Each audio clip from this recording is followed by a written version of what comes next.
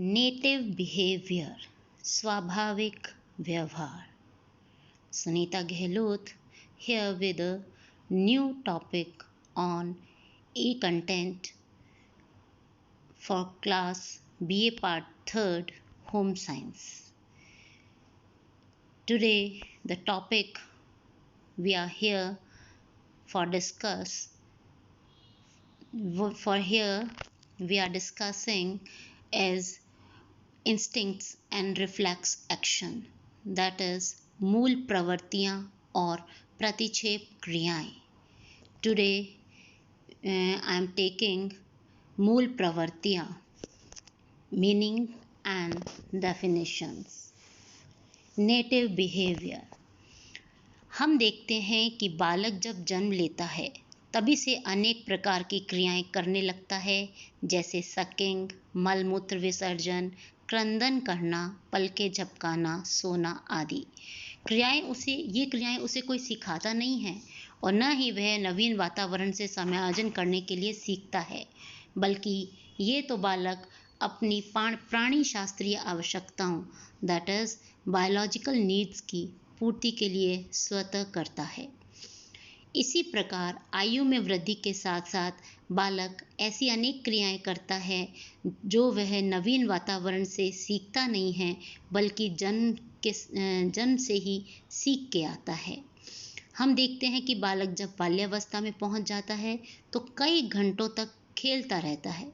माता पिता उसे खेलने के लिए रोकते हैं या उसे भूख अनुभव होती है तो भी वह उसकी परवाह नहीं करता है. यदि बच्चे को भूख अनुभव होती है तो भोजन के लिए बार बार माँ से कहता है. यदि बालक की कोई वस्तु छीन ली जाती है तो वह छीनने वाले व्यक्ति से लड़ने झगड़ने लगता है. यदि उसे किसी स्थान या वस्तु से खतरा अनुभव होता है तो वह वहाँ से शीघ्र भाग जाता है. ये सब क्रियाएं खाली मानव जाति में नहीं हैं, पशु जाति में भी ये जो क्रियाएं हैं ये स्वाभाविक रूप से जन्म के साथ उनमें प्रेजेंट होती है और वक्त आने के साथ साथ वे व्यवहार के रूप में प्रकट होती है. यदि बालक के समक्ष जैसे कोई नवीन वस्तु आती है तो वह उसको जानने के लिए जिज्ञासा, दैट इज क्यूरियोसिटी करने लगता है.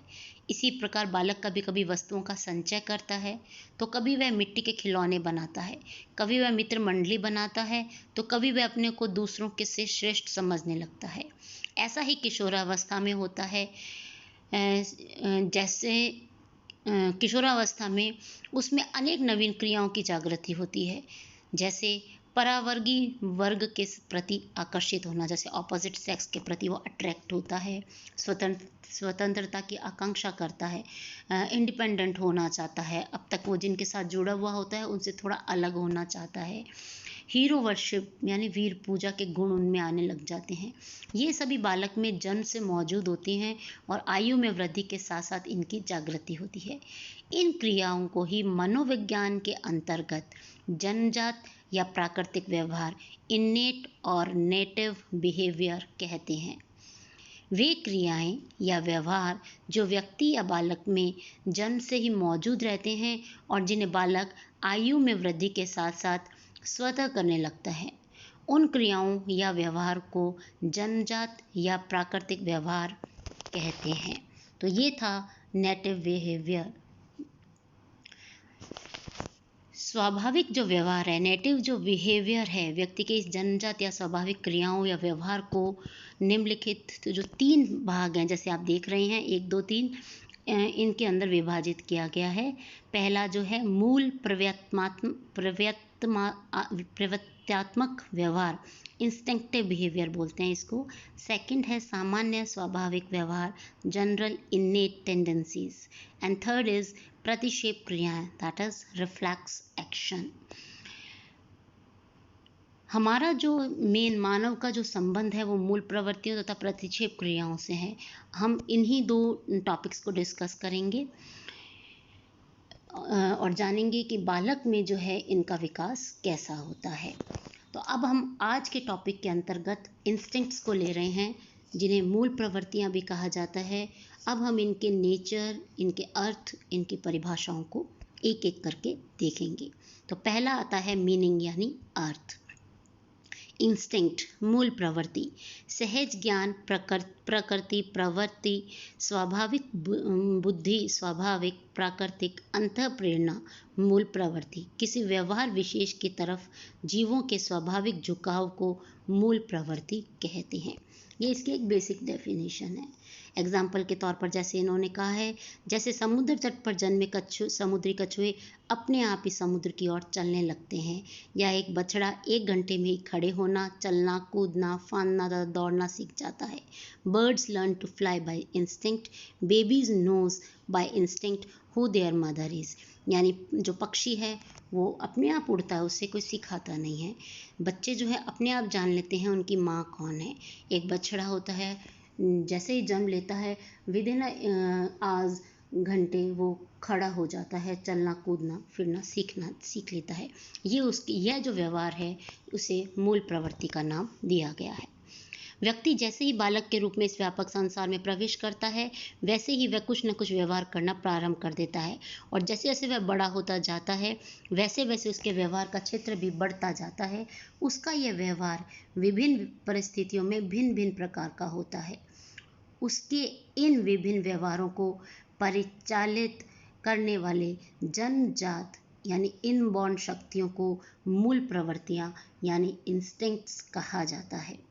मूल प्रवृत्तियां जो हैं अलग अलग वैज्ञानिकों ने अपने अपने ढंग से उसकी व्याख्या करने की कोशिश की है। प्रसिद्ध वैज्ञानिक विलियम मैकडूल, जिनका सबसे ज़्यादा काम इंस्टिंक्ट्स पर माना गया है, श्रेष्ठ माना गया है, के अनुसार प्रत्येक मूल प्रवृत्ति के 3 एस्पेक्ट्स होते हैं। Every instinct has 3 aspects, that is ज्ञानात्मक, संवेदनात्मक, क्रियात्मक। ज्ञानात्मक यानी कॉग्निटिव, संवेदनात्मक यानी अफेक्टिव, और क्रियात्मक यानी कॉग्निटिव। ज्ञानात्मक जो पहलू है, अब हम इन तीनों के साथ जुड़े हुए जो क्रियाएं हैं उनको देख लेते हैं कि ज्ञानात्मक जो है पहलू के अनुसार सर्वप्रथम व्यक्ति वस्तु विशेष अथवा उत्तेजक से प्रभावित होता है। यानी जब हमें किसी तरह की उत्तेजना प्राप्त होती है, हमें किसी उत्तेजना से हम प्रभाव में आते हैं, तो हमारा ज्ञान जो है, ज्ञानात्मक जो क्रिया है वो स्टिमुलेट हो जाती है, उत्तेजित हो जाती है। ज्ञानात्मक पहलू के अनुसार सर्वप्रथम व्यक्ति वस्तु विशेष अथवा उत्तेजक से प्रभावित होता है। तत्पश्चात संवेगात्मक पहलू के अनुसार किसी संवेग का अनुभव करता है, और अंत में क्रियात्मक पहलू के अनुसार व्यक्ति किसी प्रकार की क्रिया अथवा प्रतिक्रिया करता है। इस प्रकार हम कह सकते हैं कि मूल प्रवृत्तियां वे जन्मजात शक्तियां हैं जो कि प्राणी का व्यवहार परिचालित करती है, एवं उसके ज्ञानात्मक, संवेगात्मक एवं क्रियात्मक ये 3 पहलू होते हैं। यानी जब हमें स्टिमुलस उत्तेजना मिलती है तो उसके साथ हमारा संवेग जुड़ता है, और उस संवेग के जब हावी हो जाने के बाद हम क्रिया के रूप में अपने बिहेवियर को शो करते हैं। एग्जाम्पल हम कह सकते हैं, जैसे कि हमें सांप दिखाई दिया, बच्चे ने किसी सांप को देखा, किसी भी चीज़ को देखा जिससे उसे उत्तेजना हुई, देखना उसकी क्रिया, उसका प्रभाव उस पर पड़ा, इमोशन हुई डर, यानी उसके साथ जो संवेग जुड़ा वो था डर, और फिर इमोशन के रूप में उसे डर हुआ, और रिस्पॉन्स के रूप में क्रियात्मक जो उसने क्रिया करी, बिहेवियर को शो किया कि पलायन किया, यानी वहाँ से भाग गया।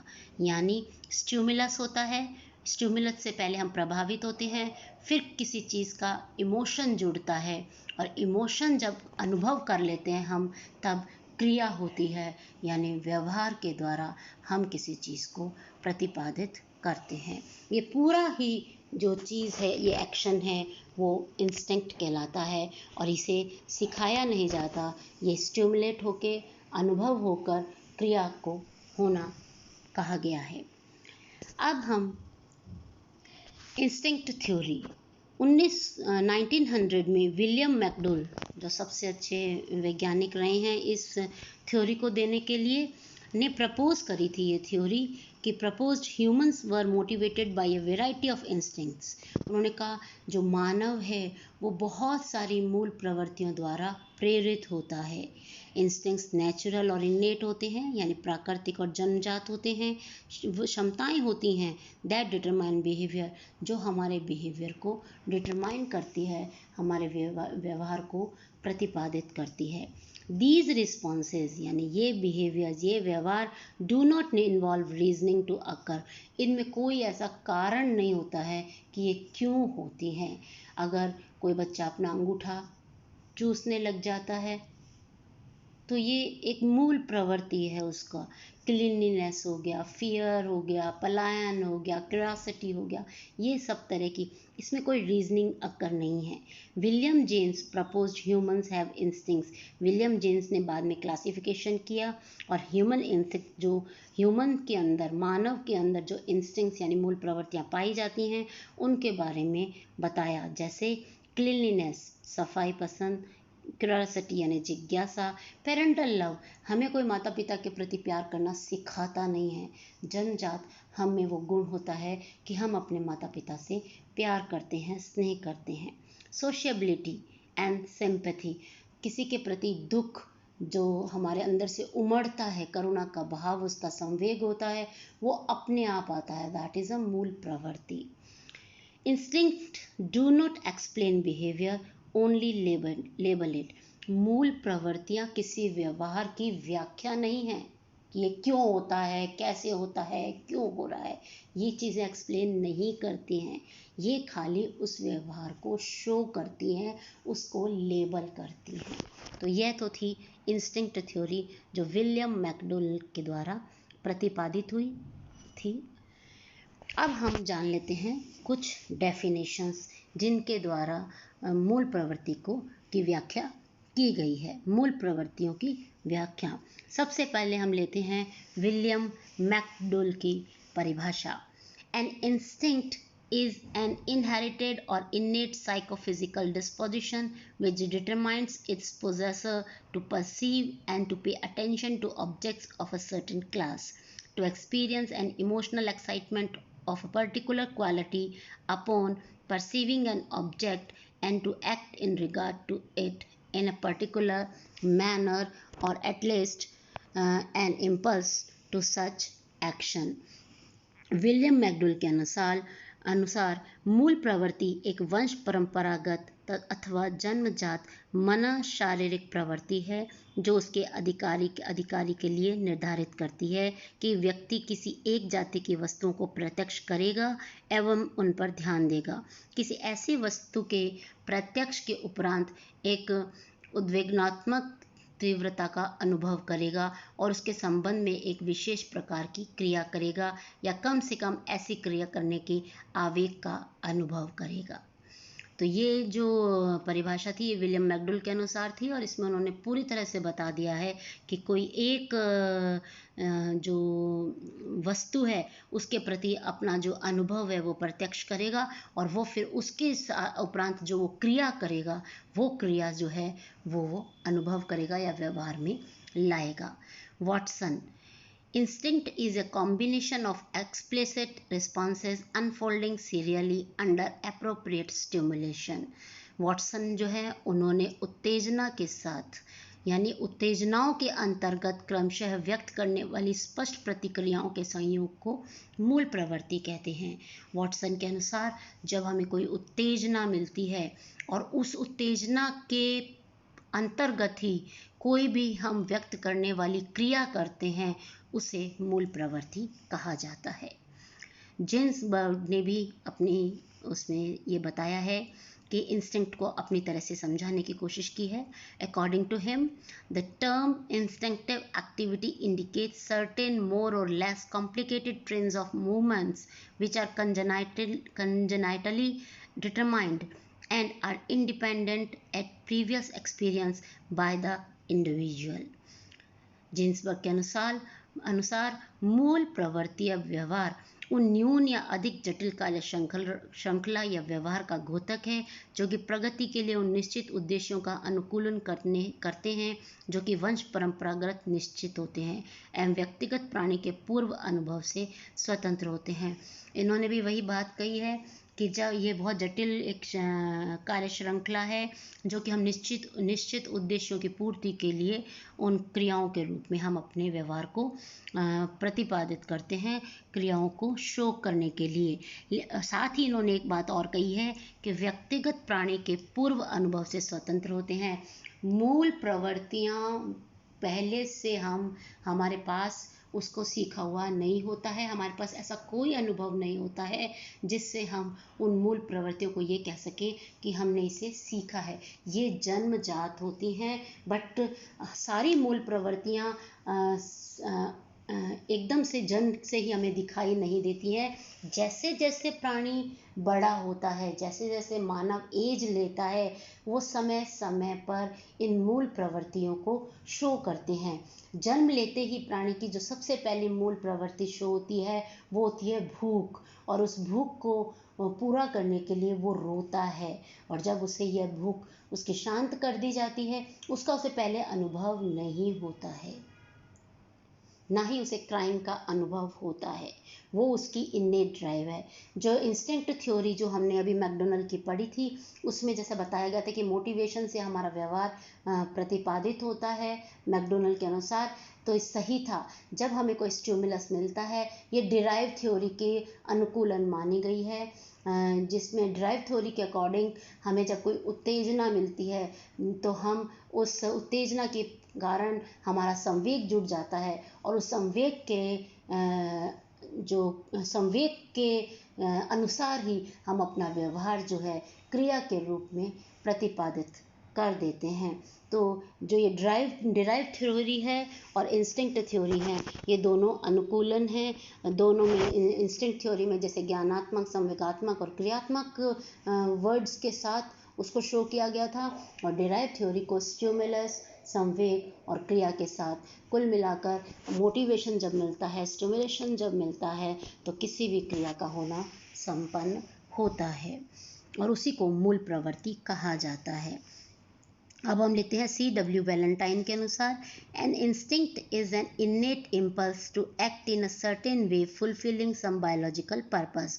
इन्होंने कहा है कोई बायोलॉजिकल पर्पस होगा, कोई नीड होगी, कोई डिराइव होगा हमारे अंदर, तभी हम उसको पूरा करने के लिए कुछ जो तरीके अपनाते हैं, उसी को मूल प्रवृत्ति कहा जाता है।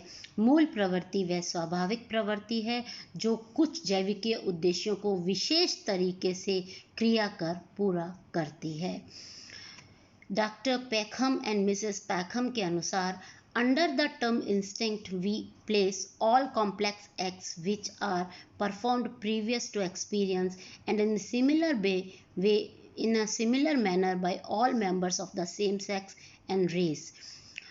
इनके अनुसार मूल प्रवृत्ति शब्द के अंतर्गत हम उन सब जटिल क्रिया कार्यों को लेते हैं जो बिना पूर्व अनुभव के उसी प्रकार किए जाते हैं जिस प्रकार से उस लिंग और प्रजाति के समस्त सदस्यों द्वारा किए जाते हैं। उनके अनुसार भी प्रत्येक जो सेक्स है, लिंग है, और प्रत्येक जो जाति है, उनमें ये सभी में ये मूल प्रवृत्तियां समान रूप से देखी जाती हैं, और वे कोई पहले का अनुभव नहीं होता है। जन्मजात हम में वो ये मूल प्रवृत्तियां प्रेजेंट होती हैं, बट समय समय पर हम अपने लिंग के अनुसार, अपनी जाति के अनुसार उन मूल प्रवृत्तियों को अपने बिना पहले के अनुभव को लिए हम उन्हें एक विशेष तरीके से शो करते हैं हमारे व्यवहारों के अंतर्गत, हमारी क्रियाओं के अंतर्गत। जैसे कि किशोरावस्था आने पर ऑपोजिट सेक्स की तरफ अट्रैक्शन होना, ये कोई सिखाता नहीं है, ये मूल प्रवृत्ति के तौर पर अपने आप हम में प्रेजेंट होता है। ऐसा ही जैसा इन्होंने जानवरों, मानव में तो है ही, जानवरों में भी जैसे बोला, समुद्री कछुआ जो समुद्र के पास रहता है, उसे कोई सिखाता नहीं है कि समुद्र में कैसे जाना है, अपने आप ही मूल प्रवृत्ति के तहत वो बिना अनुभव, पहले अनुभव के, तो भी वो समुद्र तक पहुंच जाता है। ऐसे ही एक विशेष प्रकार की मछली होती है जो उम्र भर जैसे ही वो ग्रो करती है और जब उसका रिप्रोडक्टिव टाइम आता है तब तक वो पूरे टाइम, जब तक वो पूरा अपने उस मेच्योर अवस्था तक पहुंचती है, उस स्थान को खोजती है जहाँ पर वो मूल रूप से स्टार्टिंग में, जहाँ पर उनकी जो रेस थी, उनकी जाति थी, जहाँ पर वो प्रेजेंट रहे थे। जैसे ही उसे वो स्थान मिलता है वहाँ पर वो अपने एग को ले करती है और मर जाती है। तो ये उसे कोई बताता नहीं है कि वो स्थान कहाँ था, ये उसकी मूल अंदर ही वो एक प्रेजेंट रहता है, इंस्टिंक्ट रहती है जिसके तहत वो उस व्यवहार को प्रतिपादित करती है। तो ऐसे ही किसी जानवर जब जन्म लेता है तो हम देखते हैं थोड़े ही समय बाद वो खड़ा हो जाता है और कूदने फांदने लगता है। ये भी मूल प्रवृत्ति के अंतर्गत आता है। ऐसे ही हम जैसे किसी छोटे बच्चे के होठों पर और गाचिक्स को अगर हम अपने हाथों से अगर करते हैं तो वो अपना मुंह खोलता है, सक करता है। ऐसे ही लाइट एकदम से जगा दी जाए तो अपनी पलकों को भींचेगा और खोलेगा, आंखों को खोलेगा और भींचेगा वापस, इस तरह से करता है। तो उसे भी ये सब मूल प्रवृत्तियां हैं। बच्चे को ये कोई पूर्व अनुभव के तहत नहीं आता है, ना ही उसे कुछ सिखाया जाता है। तो ये थे मूल प्रवृत्तियों का स्वरूप, जो कि हमने आज के टॉपिक स्वाभाविक व्यवहार, इसके अंदर हम दो तरह के टॉपिक्स लेंगे, मूल प्रवृत्तियां और प्रतिक्षेप क्रियाएं। तो आज हमने मूल प्रवृत्तियों का जो इंट्रोडक्टरी पार्ट है उसमें हमने मूल प्रवृत्तियों के का इंट्रोडक्टरी पार्ट में उसके अर्थ को जानने की कोशिश की है, कुछ परिभाषाओं के साथ। इसी के साथ आज का ये टॉपिक हम यहीं पर समाप्त करते हैं। जो कल की जो नेक्स्ट क्लास है उसमें हम इन्हीं मूल प्रवृत्तियों के चैप्टर को आगे बढ़ाते हुए इसकी विशेषताएं और प्रकार जो हैं उनको लेंगे। साथ ही साथ अगर प्रतिक्षेप जो क्रियाएं हैं उनकी भी विशेषताएं और मूल प्रवृत्ति और प्रतिक्षेप क्रियाओं के अंतर को देखने की कोशिश करेंगे। तब तक के लिए धन्यवाद।